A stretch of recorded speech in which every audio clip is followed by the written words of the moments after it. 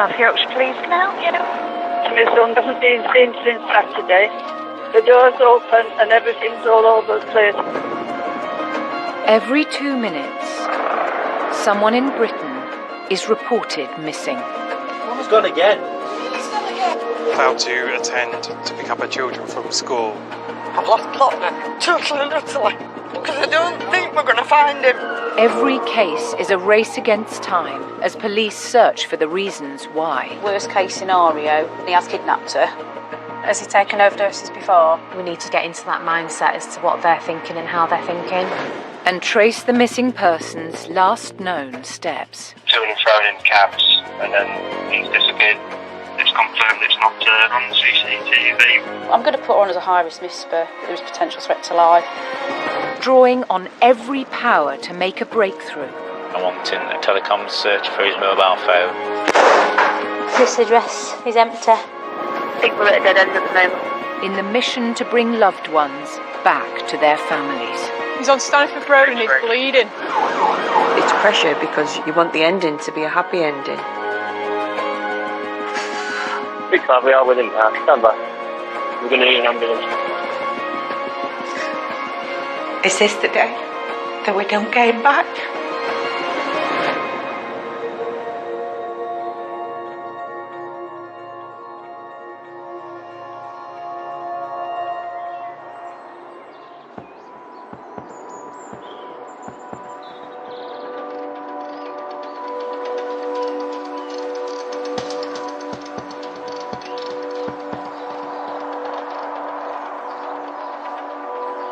Police emergency, what's the emergency?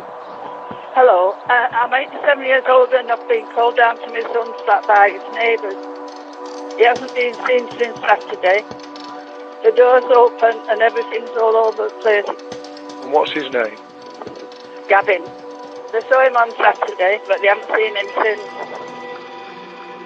It's been 2 days since 58-year-old Gavin mysteriously disappeared from home, leaving his front door open. Basically what's happened is that his mum's gone to his flat about 5 p.m. and obviously he's not there, so she's called in as a whisper. His neighbours that's rung me, they've rung me up to say they haven't been seen since Saturday. Right.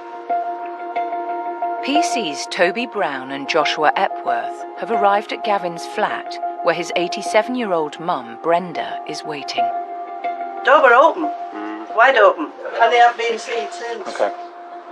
So you don't know what you won't know what he's wearing then, I take it, today, if you've not seen. No, they didn't know. Does Gavin have a phone? Does he own a phone? Yes, he has, but we don't know. Straight to voicemail. For someone just to leave the house unlocked and insecure, obviously is quite alarming. Could be a warning sign that something bad might have happened to him. Inside that address was a mess. Could somebody have come in and taken him from the property, or has he just left on his own accord? How old is he? 59 on Thursday will be. He's been very hyped up lately. Right, he's got ill mental health, has he? Yes. What's he diagnosed with? Schizophrenia. Do you know what medication he takes frequently, or you wouldn't have a clue? He asked him to up it not long since because these voices were bad.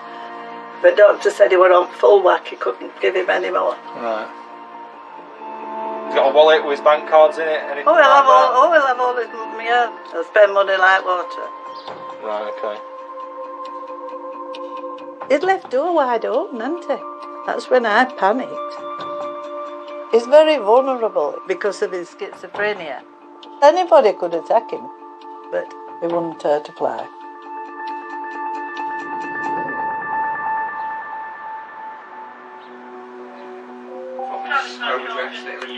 Have you spoken to the neighbour?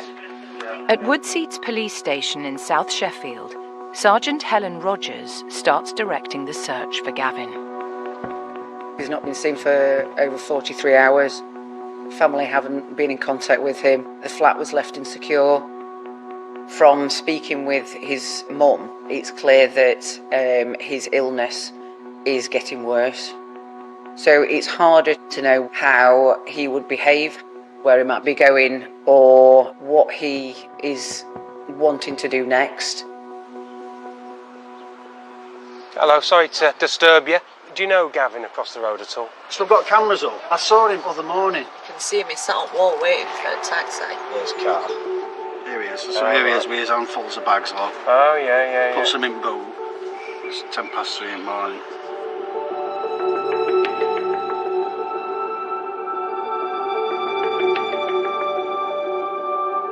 The neighbour's security camera reveals Gavin with a number of bags getting into a cab just after 3 o'clock yesterday morning. But moments later, he returns, taking more bags back towards his house. And the taxi leaves without him. That's great. Thanks a lot for your help. No worries. All right. See you later. Cheers. Bye. Whose address is he going to be going to at 3 o'clock in the morning? Is he disposing of stuff that he shouldn't have? It's not normal behaviour. Something's not right. 3 in the morning is what's a bizarre time to go out with bags, isn't it? Have you been in touch with City Taxis? Can we try and get that done? So we might be able to find out where he's actually gone, and we'll see what we can do from there. Good evening, taxis. How may I help you? Good afternoon, this is PC Epworth from, I'm calling from South Yorkshire Police. I'm currently looking for a missing person. We caught him on camera getting a taxi at 3 AM on Sunday morning, so we're just wondering where he was dropped off to, because he was back within 20 minutes, so that address could hold some information as to where he might have gone. Hello. There's that thousands out at bank. Brenda calls officers back to the flat after searching through Gavin's paperwork. Hundreds of statements, isn't there? Oh, this one's recent. It's a lot to Amazon, isn't it? 359 quid. What would that be? A loan of 6,000, would that be? Do you know? Hello. Gavin's bank statements reveal an alarming level of spending.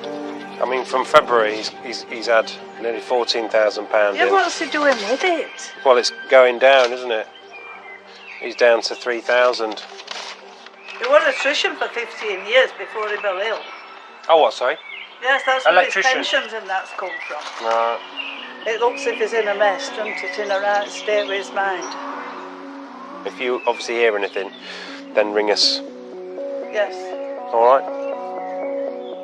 It's very concerning, the fact that he is not a well chap, from what we've been told.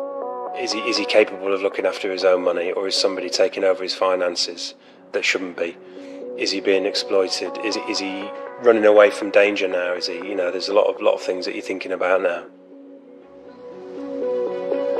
Because he had back in May 20 odd grand, didn't he? His bank. Yeah. I've seen it. And then now he's down to like 3 grand.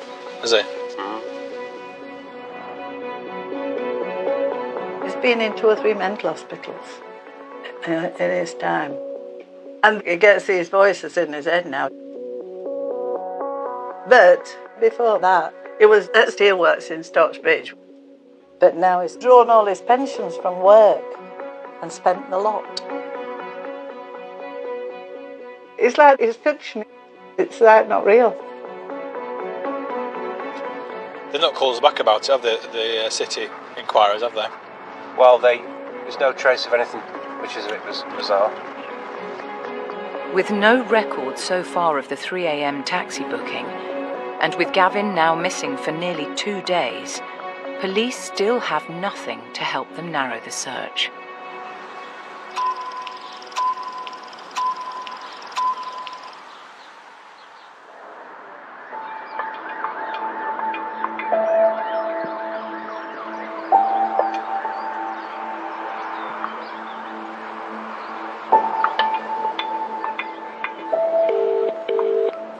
South Yorkshire Police, how can I help?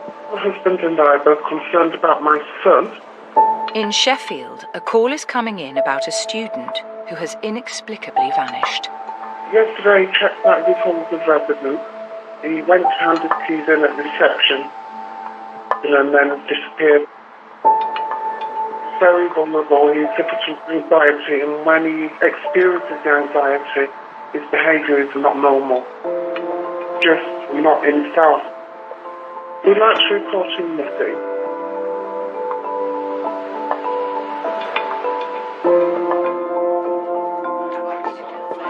Right then, guys. So, medium risk missing person. He's a student at university. At Snig Hill Police Station, Sergeant Phil Mackey briefs PC's Katie Denton and Harriet Argyle to start making inquiries. He's been brought by his dad to collect some items from his student accommodation. His dad's waited outside in the car while he's gone inside. An hour or so later, he's still not returned. They've had no further contact from him since. I think then the next thing is getting down to the accommodation and doing a good search of his room. Yeah. Trying to establish who he might have associated with in there. Yeah, of course.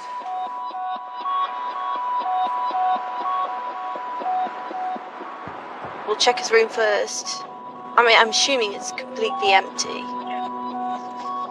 The officers head for the halls of residence where the student was last seen yesterday. So it's B4. We have a lot of students in Sheffield.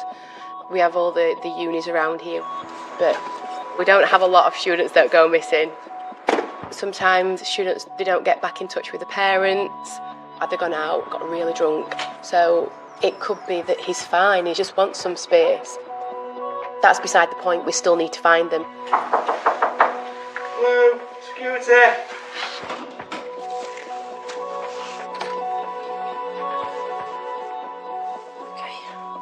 We were sitting outside and he sort of came past and he seemed pretty normal then. And he was just like, oh, hi guys. And we were like, oh, hey, you're back. So he told us a few weeks ago he was coming back to get his stuff. The student's former flatmates last saw him when he came to get his things. How was he presenting to yourselves? He was just manic. He wasn't like this before when he was here, like he'd look you in the eye and have a normal conversation. Then deteriorated in this week since you've seen him, he's changed completely. Yeah. He was walking in the hallway, back and forth, at 5 a.m. And that was really creepy. Talking, using verses from the Bible. There's nothing else going on in his mind. It's just this religious, there's a God that he tells him what to do. He's not studying anymore because, again, God talking. He started talking about some kind of church. At Rockingham Street, he came in and then his mate came at about 1 a.m. He was with a friend, did you say? We didn't see the friend, but I talked to him over the intercom. Okay. Speaking with the students made me realise that this is a little bit more serious. They stated that his behaviour and his mental state changed drastically. They were all concerned about him and they were quite frightened of him. And we need to speak to that friend.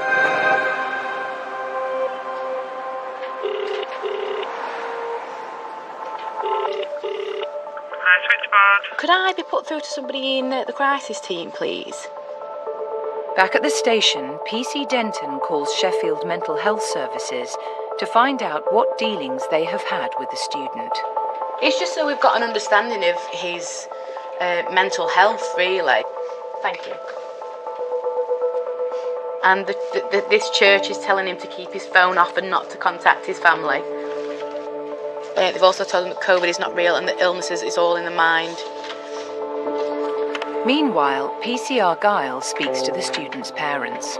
Do you know where this church is based in Sheffield? Thank you ever so much for your help. They've basically said this month they did assessment at his student accommodation and he's become quite fixated with the church. He's been undertook by another student, but we've got no more details for him. There's a lot of concern by family on the instant Yeah. detailing this church and that they're obviously concerned about his mental health. The parents said that they believe he is being radicalised by this particular church. There isn't anything wrong with having a passion for a church. Everyone has their own religions, their own beliefs, but nobody knows who this church is, where the church is. Nobody knows anything about it. And the things that he was saying about the church, such as he needs to just forget his family and friends and just belong to the faith, while he is missing, that's worrying. Clearly this religious aspect is having a major influence on him. Highly unusual. Right, let's go. The officers need to track down the church group that the student has been attending. Rockingham but they only have sketchy information on its location. We'll have to go round, we'll have to do a proper search room.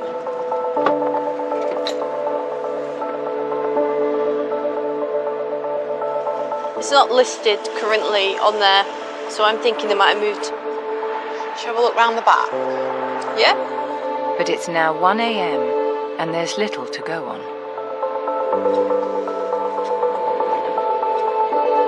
It's PCR gal. Okay, brilliant. 07. Bye. Delta 840 control. Can I have a telephone number check, please? The student's parents have just sent police a number they believe belongs to the friend he was with. Go ahead, Katie. Got a contact number for a friend who's really heavily involved in the church. We've run the number through and it's come back to an address in Sheffield.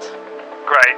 Let's just go to his address first. Because if he's there, what I don't want to do is phone up and him leave because he knows we're coming. Yeah, perfect. That's what we shall do.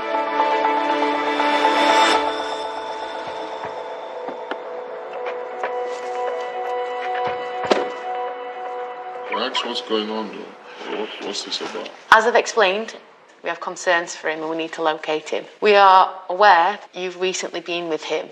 How do you guys even know he's missing? Because his father has reported him missing.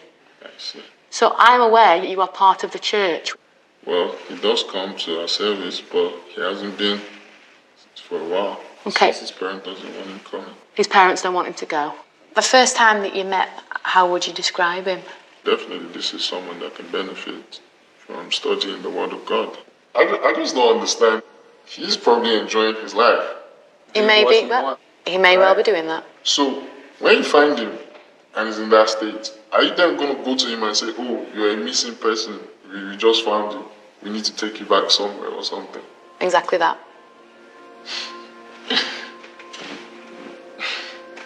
This is just funny. It's not funny because he's a missing person that we have concerns for.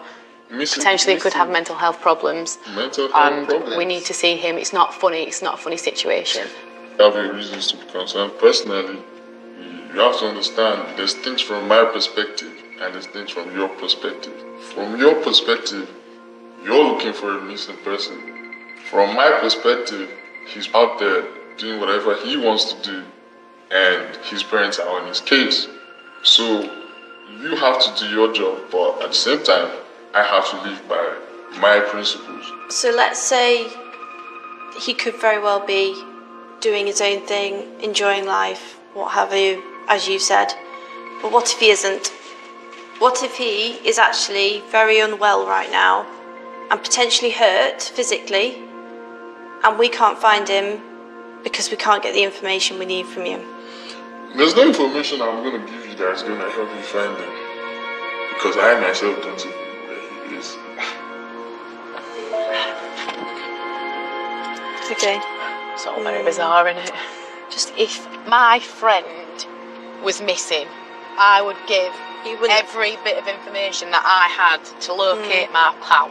Didn't they say at the university that he'd been there the other night at 1 o'clock in the morning? And he's just denied that completely, so something's not right. Something doesn't add up.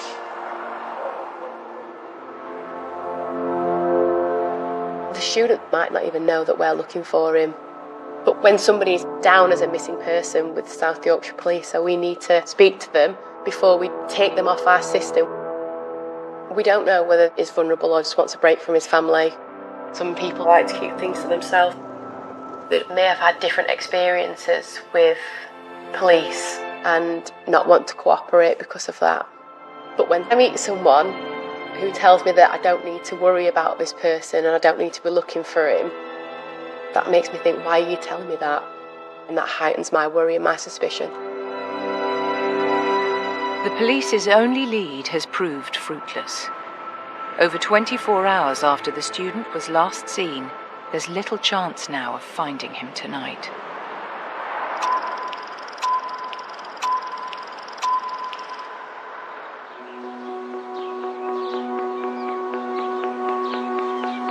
Can I help? Hello, sir. My name is PC Epworth. I'm a police officer for South Yorkshire Police in Sheffield. I'm just hoping you can check to see if you've had any pickups.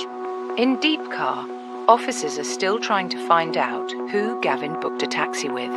He has schizophrenia and had been spending excessively before he disappeared at 3 a.m. 2 nights ago. Have you got any names at all? Gavin Hawkins. We don't know what taxi company it is, but I'm just trying my luck. I've got a Gavin Hopkins.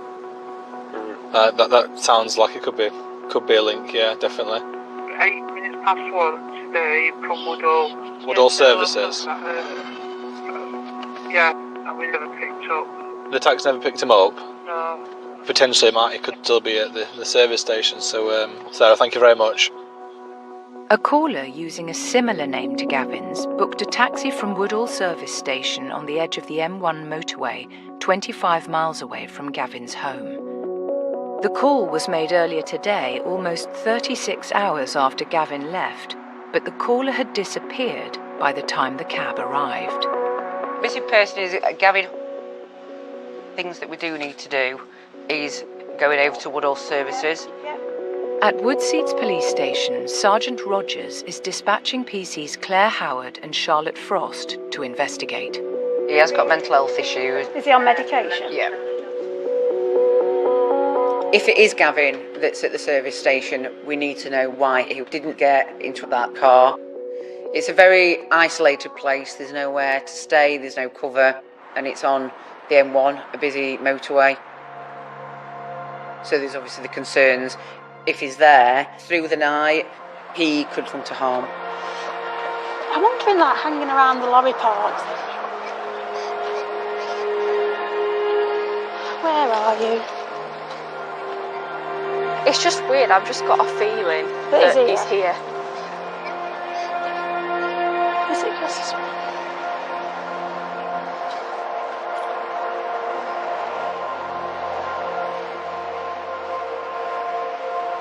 You alright?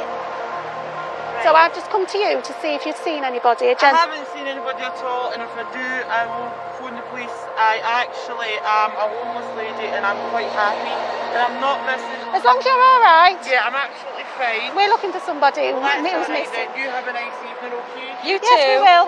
Thank you. With no obvious sign of Gavin, they start questioning the station staff about whether they've noticed anyone behaving unusually. There was one guy was wandering about. He was telling the people he's a millionaire. He was doing what? He was pretending he's a million. Rich man.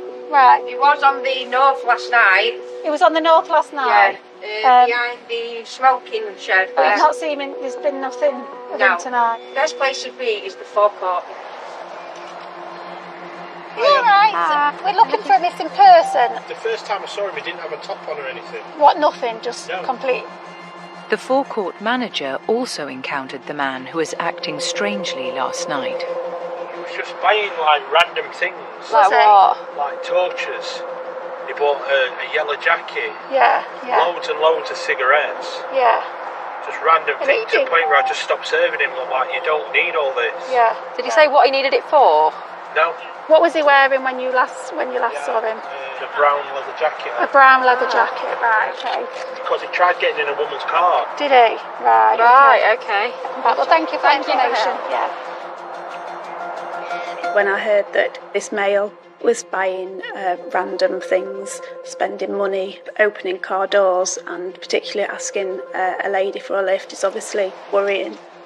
So if that is Gavin, my concerns are growing because it sounds like he is very vulnerable.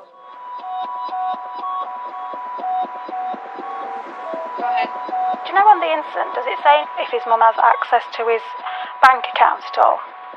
I don't know, you might have to speak to Mum. Police need to find a way of linking Gavin's spending to the man at the service station. I know they reported at the service station that he's been using his card there, so it's just to see if she knew any of his bank account details, if she could access it. PC's Frost and Howard head to Gavin's mum Brenda's house. Hello. You alright, Glenda? Where's he been sleeping? Has he ever done this before at all? No. Have you felt like his mental health's gone downhill lately, or? Well, it has, but I look at all that lot, yes. Yeah, And yeah. flats. Brenda doesn't have access to Gavin's bank account, but she has been going through the statements she discovered at his flat earlier. There were papers thrown all over, weren't there? He's kept ordering that much stuff. What do you know what he's been ordering? Anything and everything. Yeah. And that's why Brother Look has been writing over things. Have He's you? been scribbling all over everything. One of them letters is asking her, can I have some money back?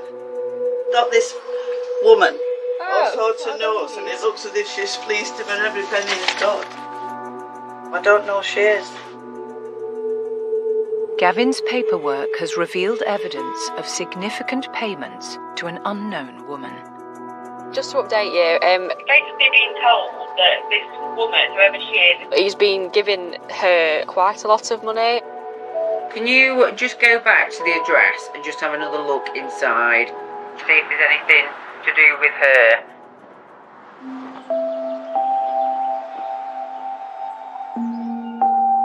I am very protective of Gavin because of his problems.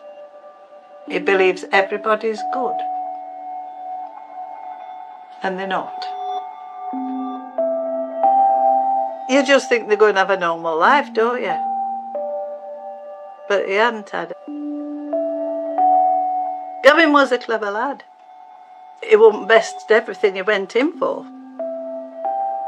When he was going into puberty, it didn't happen.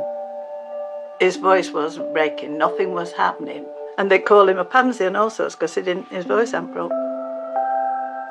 So he had all that to go through.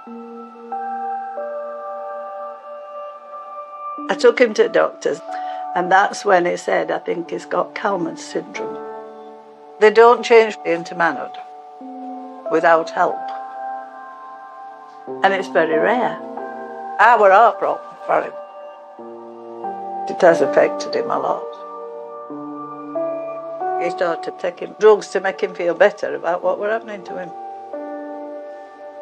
And they gave him voices in his head. Had nobody else to turn to but me. I can be there for him, but I can't sort it out.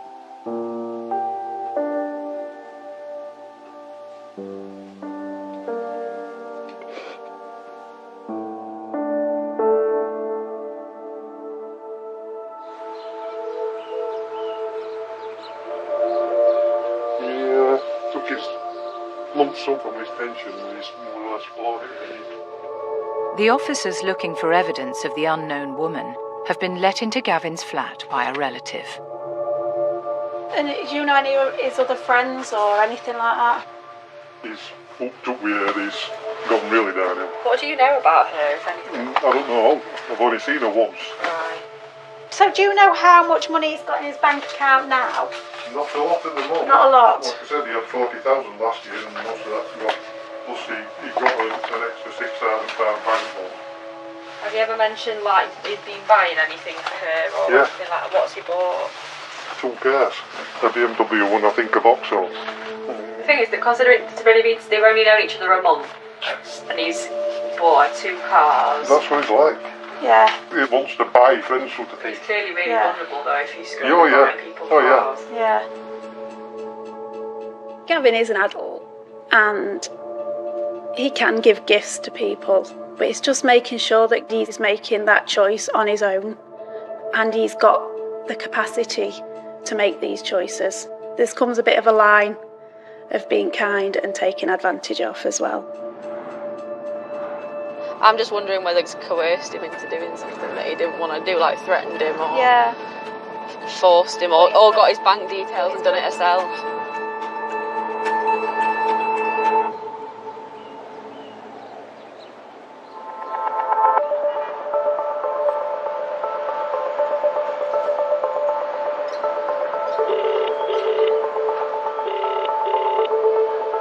please, how can I help? Can I request an assistance, please, for a male who recently went for his Mr. Medium Risk?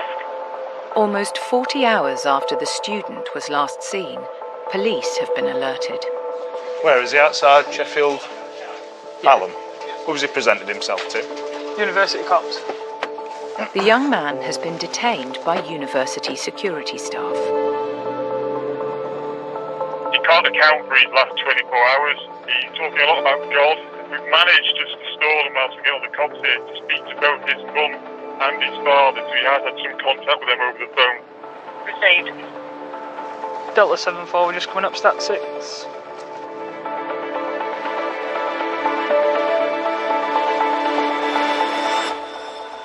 Hello, it's PC Kirkford from Sniggle Police Station. I'm just hoping to speak with the mental health team regarding a gentleman. Could you put me through, please? The student's behaviour prompts police to request his temporary detention for mental health assessment.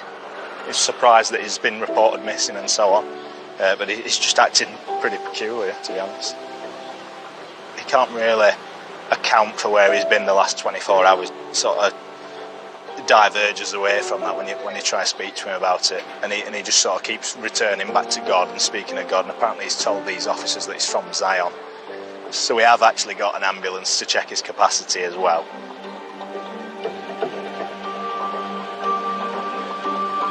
Is there a slot for him there? Wonderful, thank you very much.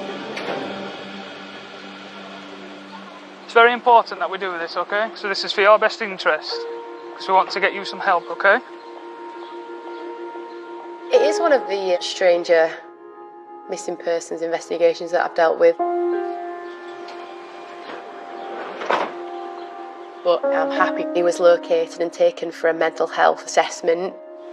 I think that at that time that would have been the best outcome, so he could have been assessed and just make sure that he was well and he didn't need support from mental health services.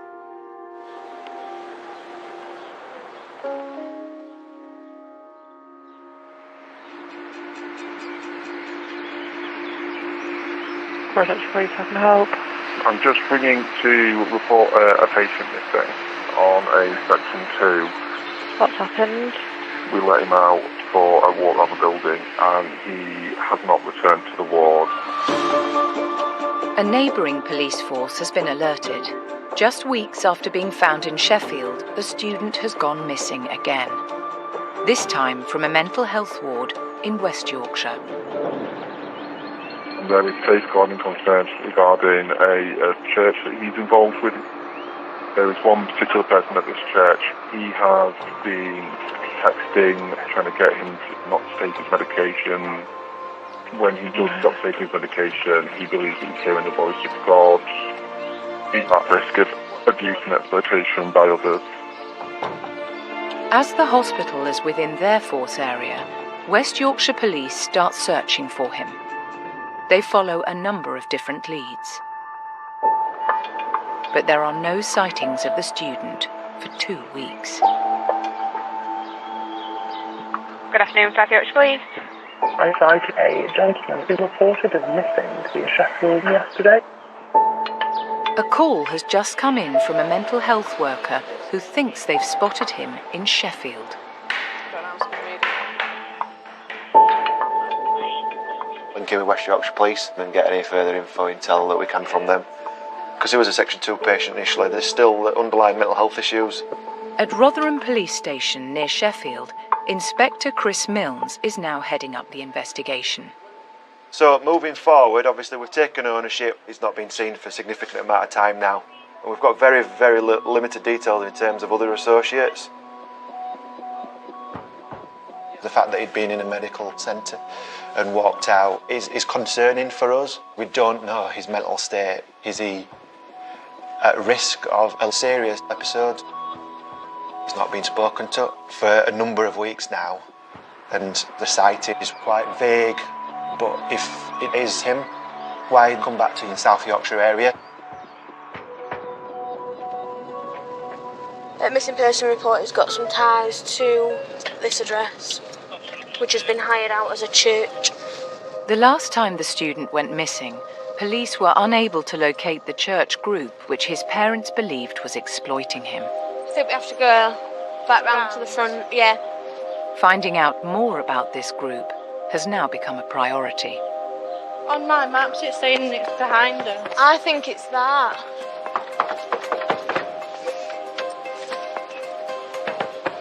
It's the right place because there's a poster on the wall. There's a telephone number on there. The promotional poster is linked to the same organisation first named by the student's father.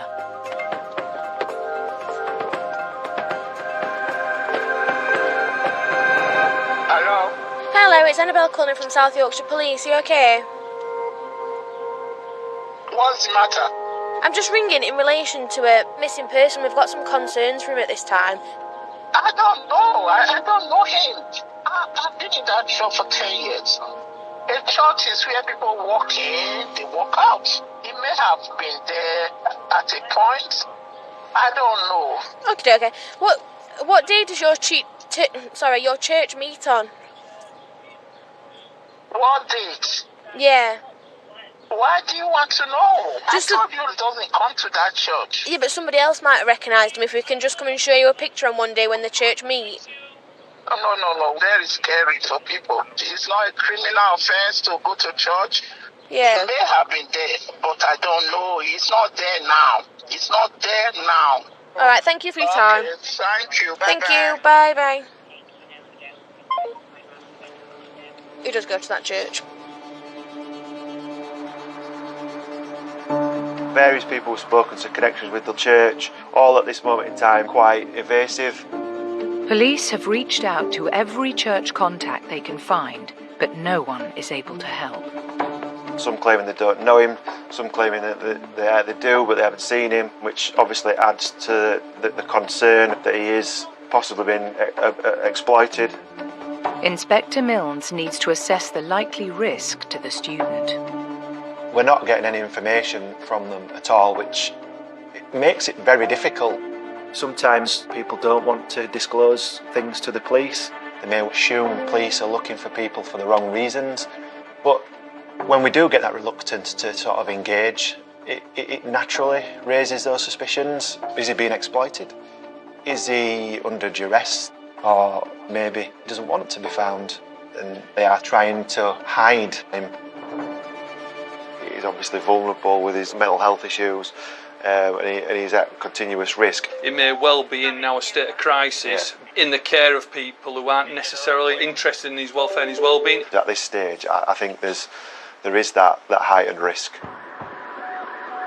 The decision is taken to classify the student as a high-risk missing person. It does give us extra powers to monitor the mobile phone, email accounts, social media accounts, bank account. It is intrusive, but it is also necessary. We just need to have some proof of life.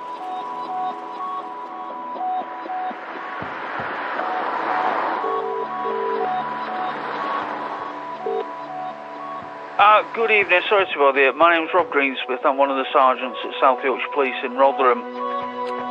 He's still missing. Sergeant Rob Greensmith calls the student's parents to help him compile personal data. The Spock who does the investigations, try and trace the mobile phones, has asked me just to do a couple of inquiries. All information will be passed to a police single point of contact known as a Spock. I don't suppose, could you just confirm that phone? Is it one that ends in 18? Just to give you by way of a bit of an update, at the minute they are looking at triangulate his phone to see if we can find out exactly where he is.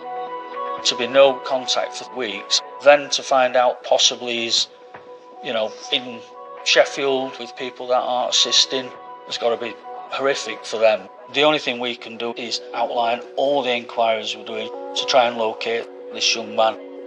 Given the powers we've got under mental health, if we do find him in the street and it was deemed necessary that he needed to be detained under those powers, we'd do that.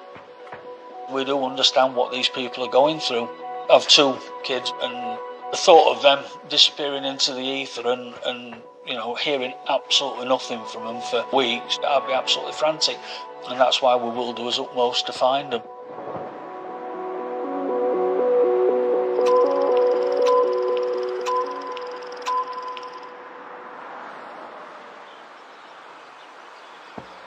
In Deepcar, it's now been 2.5 days since 58-year-old Gavin was spotted leaving his flat. Okay, can you tell me exactly what you've seen? A call is coming in to police about a man behaving strangely outside a shopping centre. He keeps wandering into the car park. He was asleep round the back of the building.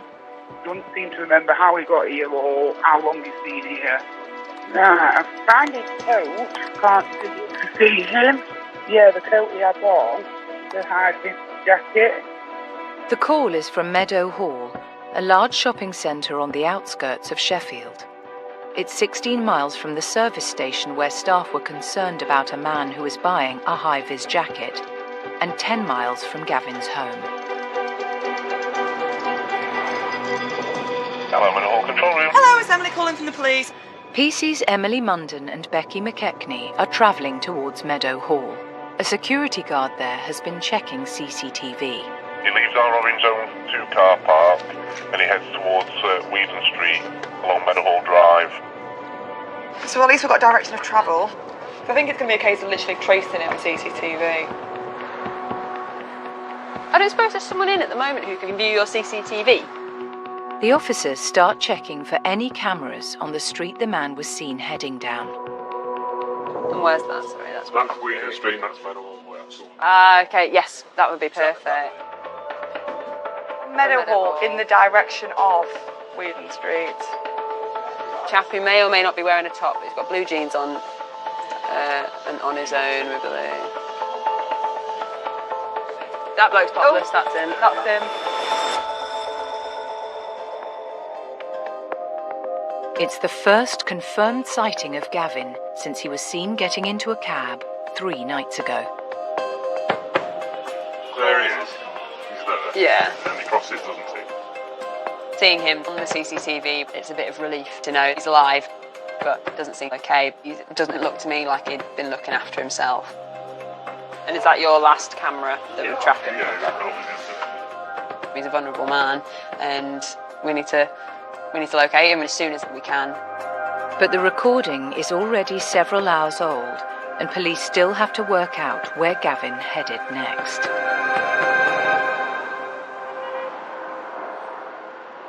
Hello, PC Speed from South Yorkshire Police. Meanwhile, PC Liesl Speed has been calling family members to find out more about the woman Gavin allegedly bought cars for. Is she a girlfriend? No. So they're just friends. Do you know where they may meet up? No, not that I know. Okay. He's been to our house and she's been down to his flat. This is the west I've seen him. Right. Never seen his flat in the state he's been now. Please don't. Yeah, go ahead. So Bobby's going to check CCTV. So priority now is go and check his flat. Receive. She just wants us to try and see if we can find any paperwork relating to this woman.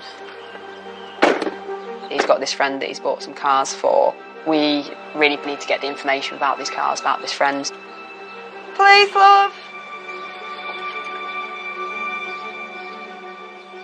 Gavin?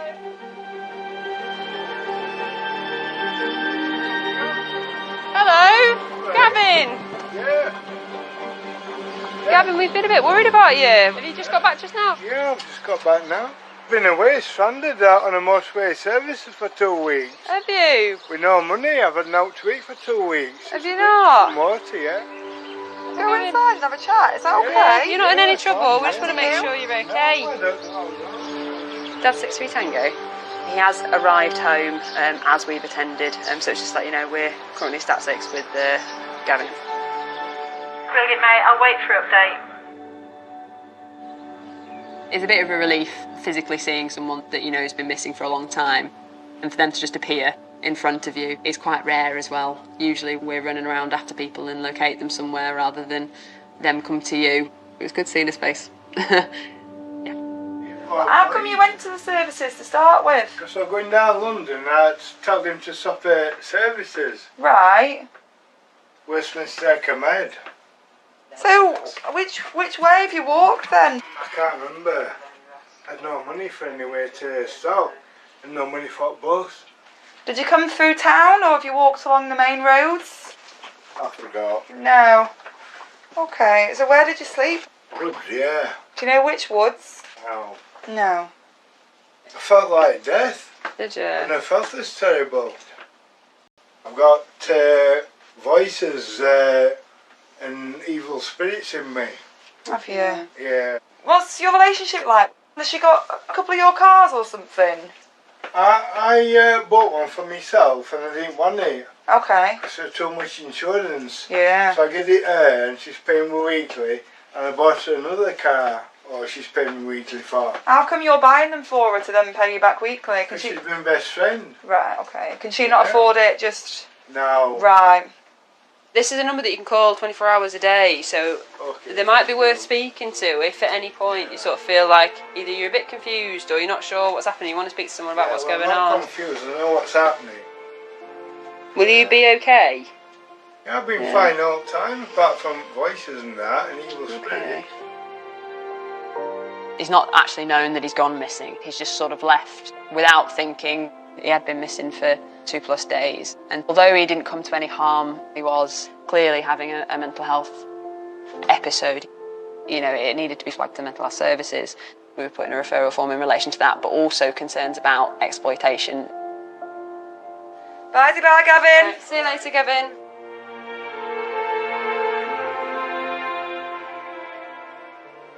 Thank God for that. I could kill him sometimes, but when he goes off like this, but he's a good lad, really. He used to be on the Sheffield Outreach team for people with schizophrenia, and I could ring them up if there were any problems. But then they all disbanded. So I had nobody to turn to. This is why I look after him. I'm still there.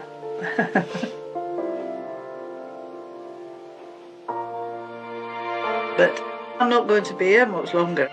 So he's got to sort himself out. All I want is for Gavin to have a happy life.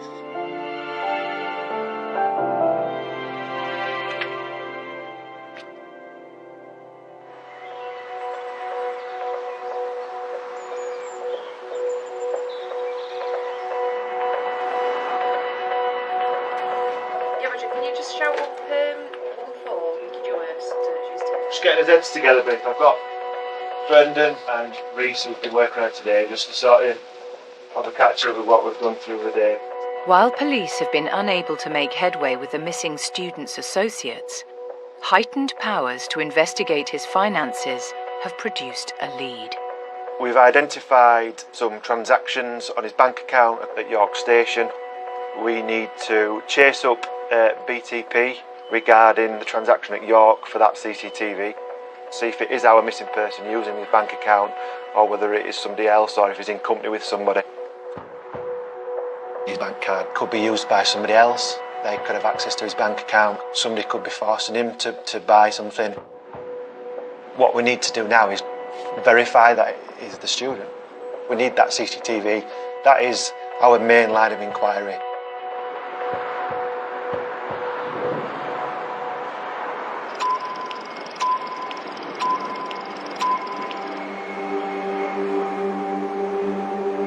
What they've sent through is a couple of stills, but they've managed to identify a male they believe is our missing person.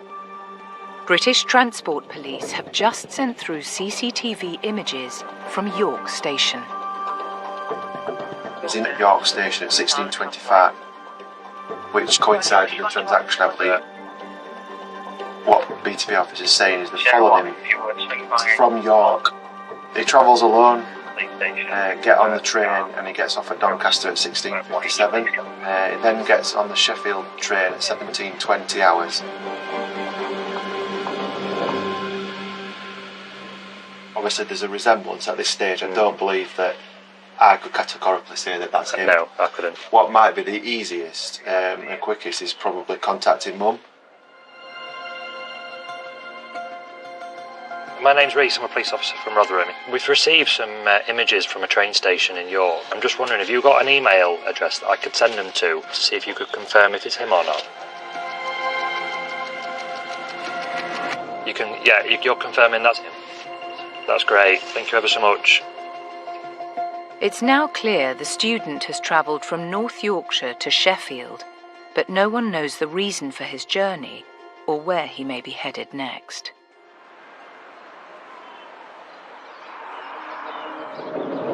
Spoken to the Spock again this morning. What they're saying is his Android phone is linked to a Google account, and that was being used at 4 o'clock this morning. News has just come in from the Spock.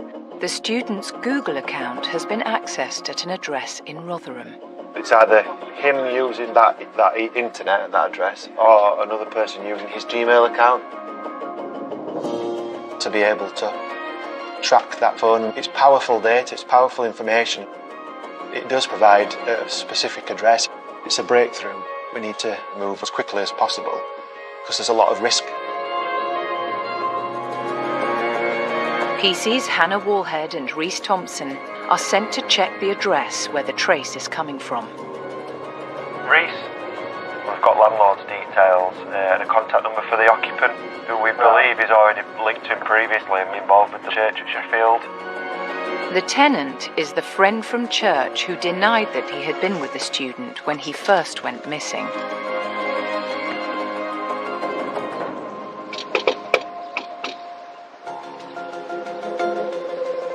It's like a keyboard or something that's in the living room. Can we get round back?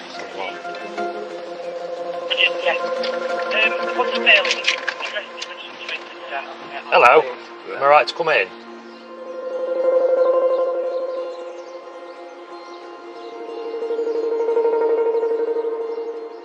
Rhys, have you done the further inquiry at the address? Ultimately, he's not there. He said he's not seen him for a couple of weeks. I've explained that he's obviously used the IP address for that. How? He had said to me that he has previously used his laptop to log into his emails. So it may be a coincidence that he hasn't logged out properly. They've been on his laptop, and that's why the IP address was pinging. Right, okay. He was a little bit evasive to us. He has allowed us full search of the property. We have nothing at this moment in time to suggest that the friend's lying, but it just doesn't add up. It doesn't feel right. I think he's hiding something. What's been said? I think he knows where he is, he just doesn't want to tell us. We've been investigating missing people a number of years, and when you get that information and that data, 9 times out of 10, it leads you to locating that person.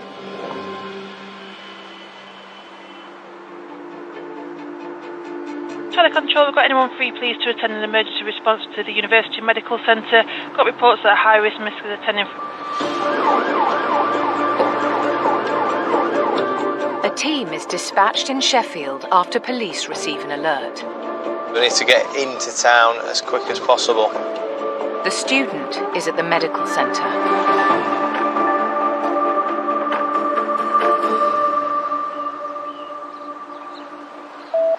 Sir, you ready for an update? Go ahead. He's left without us seeing him. Received. Miss spoke to the doctor who's been inside so far. So far? She's deemed that he's got capacity. She's not got any concerns that he's going to harm himself. He's come here willingly. She's basically saying that he does want to receive mental health help and is willing to do that on a voluntary basis, which she's organising. He's not willing to give the location of where he's staying. Received. It's a little bit disappointed, really, because you want to find them and you want to have that interaction with them. However, this case and the student, it's quite unique. Given we have spoken to a professional who's seen him, he's deemed him to have capacity to come and go and make his own choices, and he's not at any sort of risk. I'm satisfied now that we can come away and no longer treat him as a missing person. So once we've physically located him, whether that be us or a partner agency, it provides us with that information that they're no longer missing, and it doesn't really warrant a police response anymore. He doesn't want to see police anyway. I'm quite happy now that we close it down. Ongoing concerns were around his vulnerability and the possible exploitation in terms of the association with the church.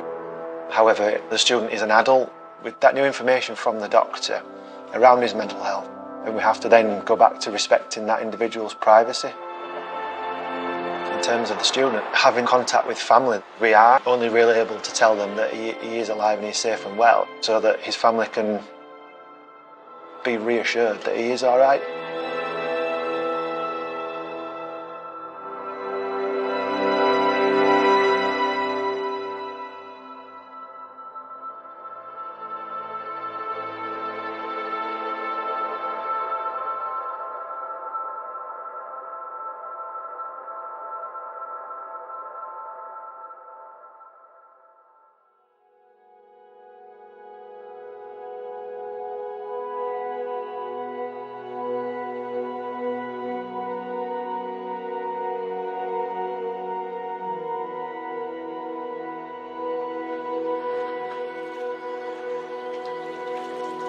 When I went missing, absolutely terrified. Didn't know what to do because nobody would get me a taxi. As well as being possessed by voices, I had a lot of things on my mind. I was having a very hard time of it. I started drinking a lot to forget my problems, Kelman syndrome, not developing. That was what started me heavy drinking and heavy drug taking. So I never do anything by half, I always do it to excess, everything, including spending money. A friend of mine, he was out to work, and I lent him £2,000 and he won't even pay me a penny back. And £4,000 for a woman for some cars. She took advantage of me like he did. I've learnt my lesson finally. I'm feeling very positive and fantastic. Now I'm free from illicit drugs. No voicing, I'm back at home. I've just got my mental health working again now, helping me keep well. I've been slowly unpacking and tidying up. I've got a good mother. The main things in life, family. Now I'm looking forward to the rest of my life. I've got it all planned.